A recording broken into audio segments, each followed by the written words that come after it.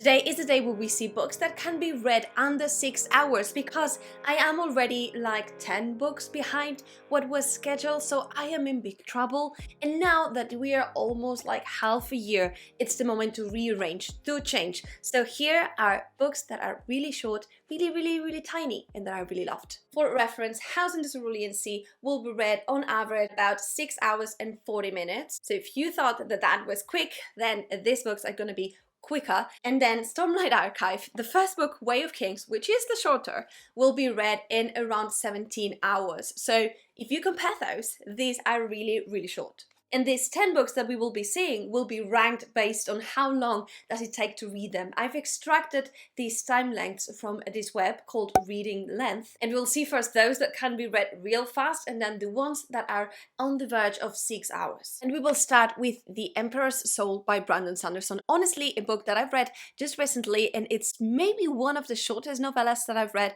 in my life. It's fantastic for what short it is. For an average reader, this is a book that can be read in 2 hours and 8 minutes. It has fantastic ratings with the 4.35 and rated by a little bit more than 76,000 people. The Emperor's Soul is a very character-driven story, but honestly, the plot, it's fantastic, and the magic system, it's unforgettable. We will start with our main girl, Shay, that it's in jail because she is a forger. She has the magical ability to inscribe objects and then be able to change those objects. And this is almost forbidden, but she is there because the emperor has been injured and he is now like a nobody. He does not remember anything. He does not have a soul. So she will be tasked with this almost impossible mission of inscribing and building from scratch the emperor's soul. There's going to be two main magic systems here. The main one is going to be this forging, so we will get to know a little bit more. Also, our main girl Shay will have a little bit of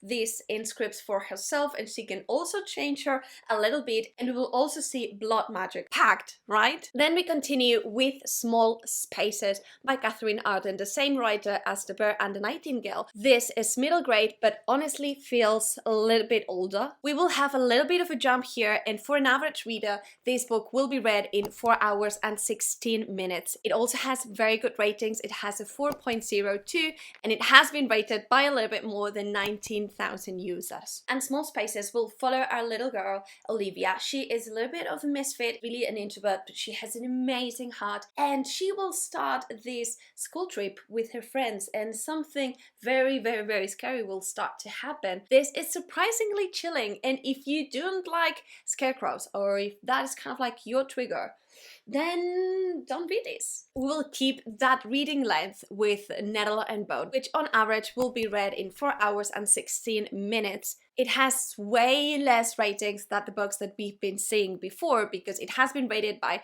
around 8,000 people, but the rating itself, it's pretty good with a 4.33. It's a dark standalone, it's a little bit of a quest, and we will have these amazing characters that will be drawn together to fulfill this mission. The mission will be led by our main girl, who is kind of like the third sister to the throne. She believes herself to be really inconsequential, and you know, she is just always like taking a step back and laying really low, and it seems that the war is about to start, and so the kings of this land decides to generate this alliance with a neighbor kingdom, and it's our character sister, the one that needs to be wed and then fulfill that alliance. But things are not as good as expected, and our girl will start this quest of doing whatever it takes to save her sister, avoiding a war. Magic-wise, it's gonna be really a soft magic system. We will have a witch here and there, different powers, but really the ambience of this book, it was outstandingly good.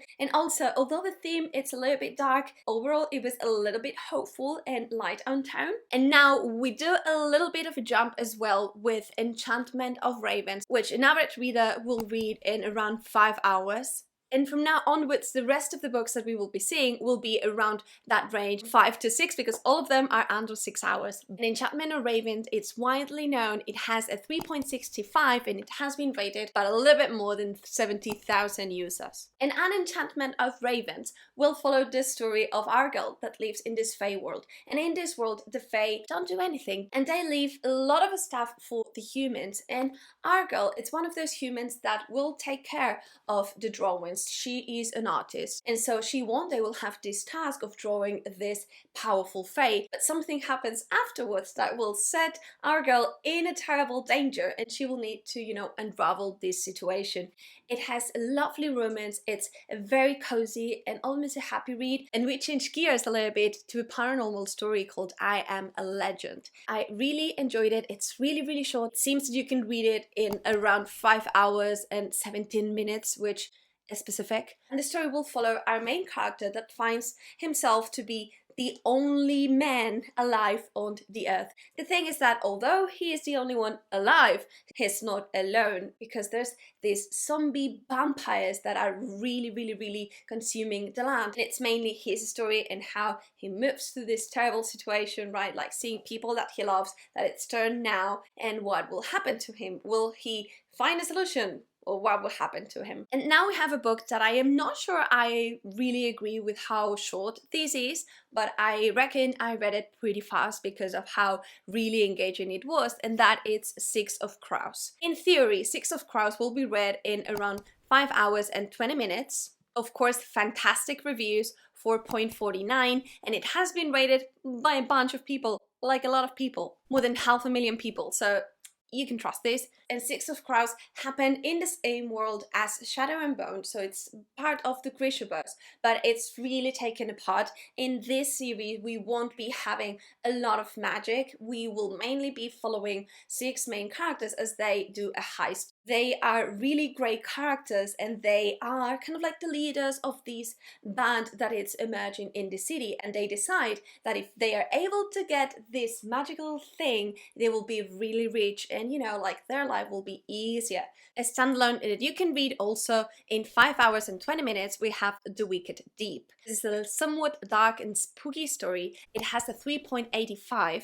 and it has been rated by a little bit more than 32,000 people. And The Wicked Deep will kick off with the story of 3 witches that are drowned in this town. And then we'll fast forward till today, where every summer it seems that the ghost of these 3 witches comes alive, and every summer they kill 3 boys. And this story will follow our girl who is kind of like sick of all of these, and she meeting this guy that has just come to the town, and you know, she will do whatever it takes to prevent this guy to being killed. I loved how the ambience was. It's really kind of like this misty summery village, and I really liked it. Also surprised with this book being read in under 6 hours, but I again definitely did. We have The Atlas 6, which in theory we can read in around 536 minutes. This dark academia story, we will have a lot of magic, soft magic system though.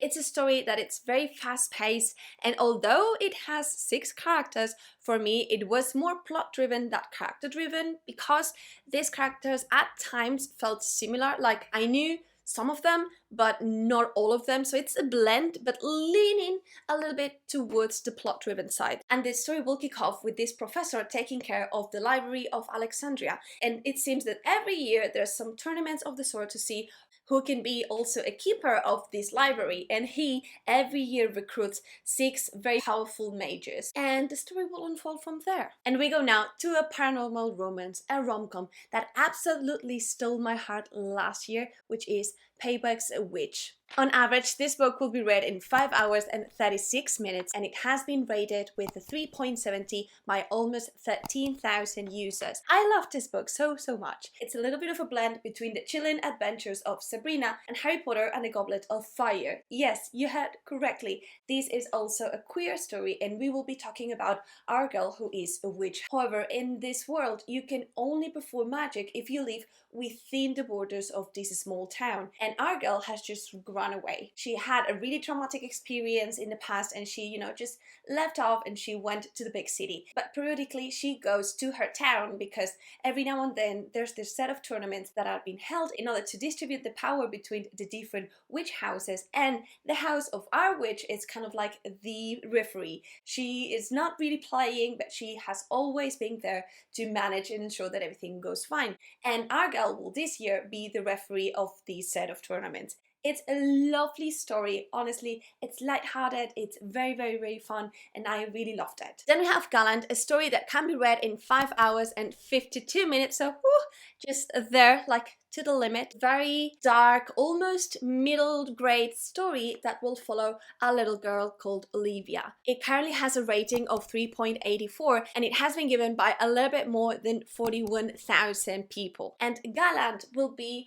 almost this portal fantasy of the sorts, and we will be following our girl that has no family. She lives in this orphanage and her life is tough. For one, she cannot talk, and second, she sees ghosts, and the way in which these ghosts are presented, you know, it's really creepy, visual vibes.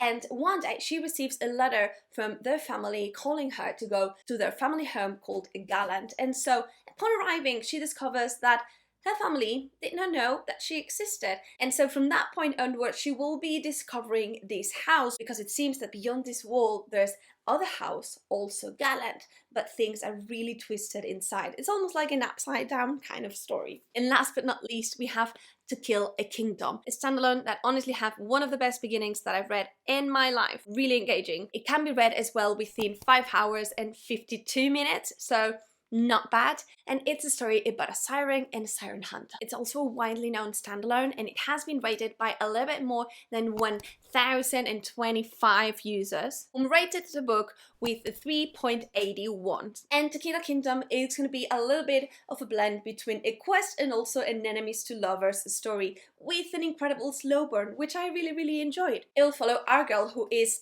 the princess of the sirens. Sirens in this world are really creepy and very savage creatures, and you know, they reap out hearts as a sign, as a token of power. And our girl is specialized in reaping out hearts of princess or very important people. And one day her path will cross with this prince that is very conveniently also a siren hunter. And you know, we're gonna see both points of view within the story. There's this sea vibes, and it's really summery as well, so really, really enjoyed the banter. It's fantastic, and I thought that the characters were really cute. Let me know down below, what are the books that you know are short?